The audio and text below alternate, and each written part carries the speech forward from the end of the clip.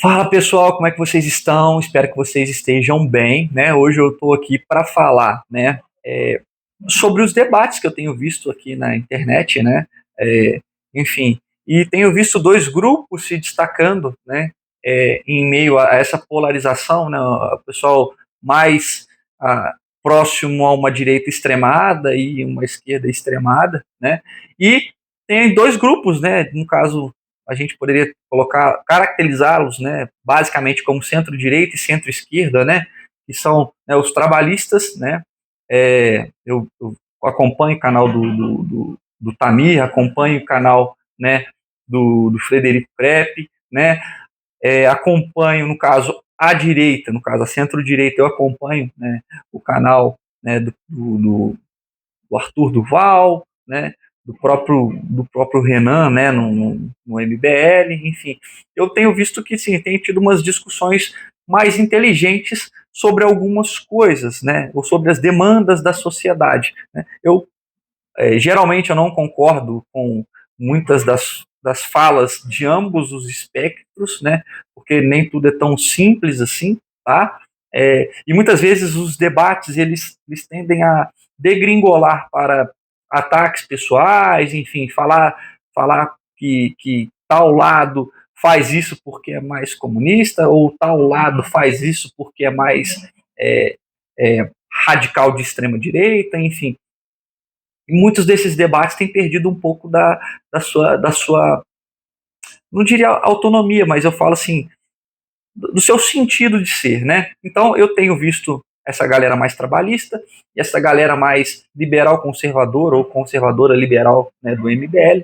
E assim, tem tido alguns debates legais. Eu vi uma fala, né, acho que 20 contra 1, né, que o Arthur falou sobre economia, sobre produtividade, né?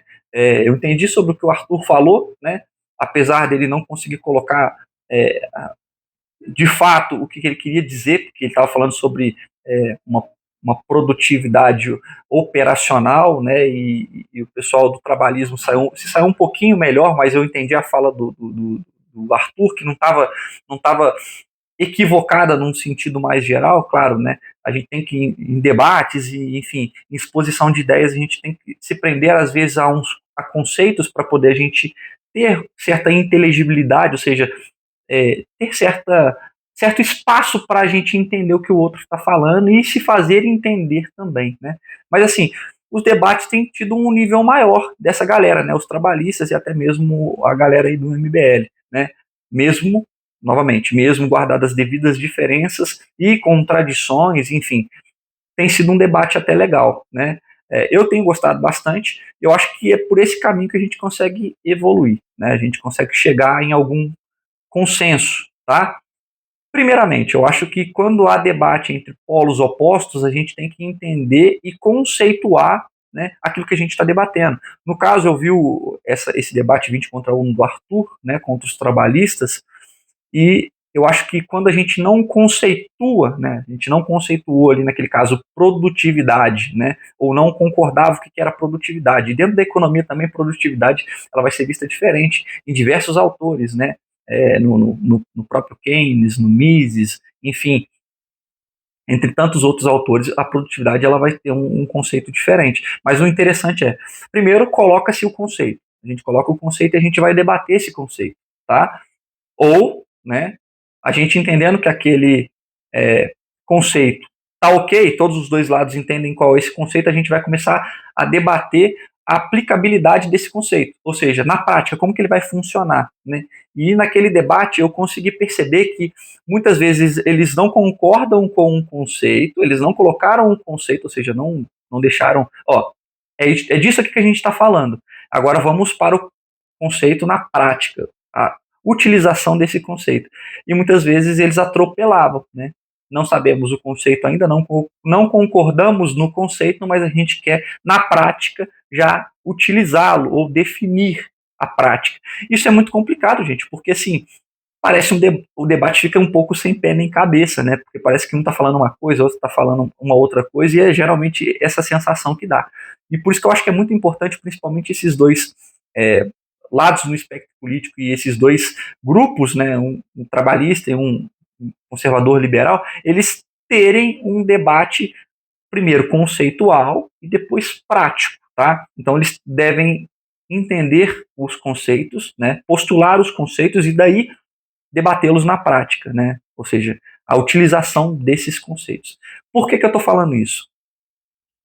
Primeiro, né, a gente tem um Brasil extremamente polarizado. Agora essa polarização tem diminuído bastante, tá, gente? Eu acho que a eleição de 2026 ela vai ser muito menos polarizada do que a última, tá?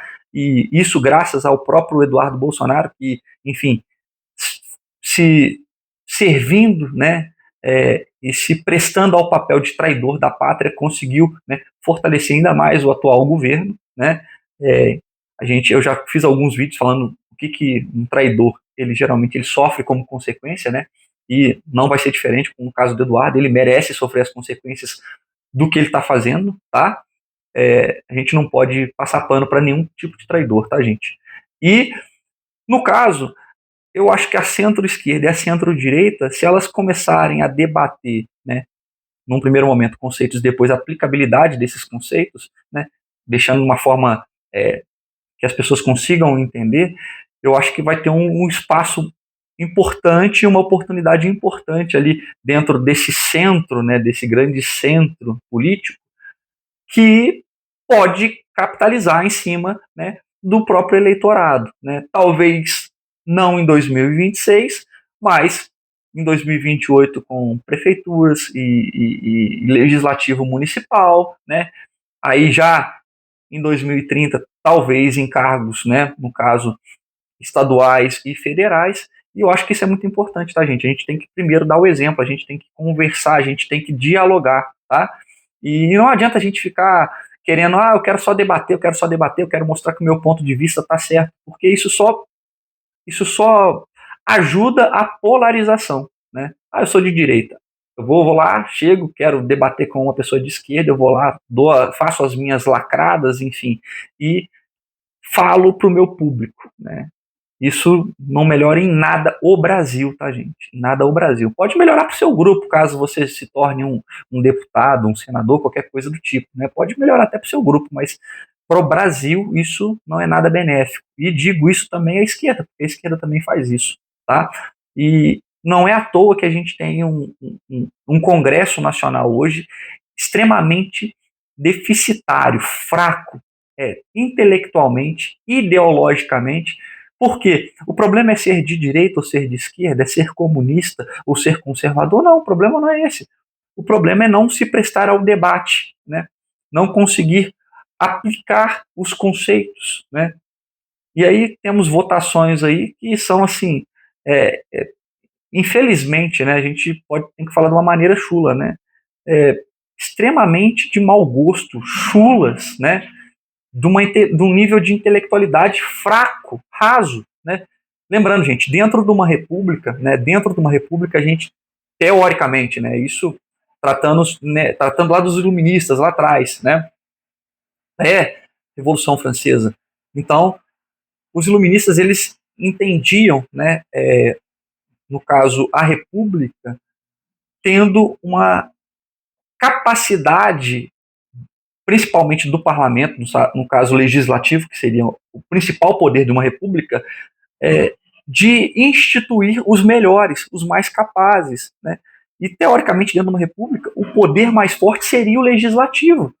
Só que no nosso país a gente coloca tanto imbecil no legislativo que a gente não consegue caminhar com o debate, a gente não consegue dialogar direito, porque coloca lá um Tiririca, né, um Zé Trovão e um Janones.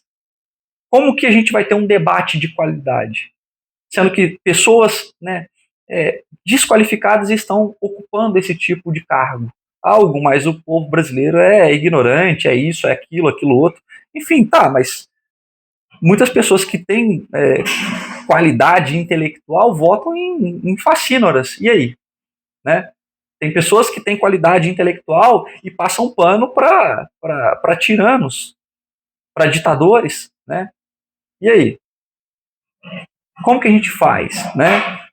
E é nesse momento que o judiciário, que é um poder, né, dos três poderes, é um poder um pouquinho mais independente, né, numa república capenga, de maltrapilhos, como diria o próprio Deodoro, quando ele deu o golpe, né, no Dom Pedro II, né, uma república de maltrapilhos, a qual hoje o judiciário ele tem preponderância, porque o judiciário ele vai julgar essas leis que esses idiotas fizeram, né?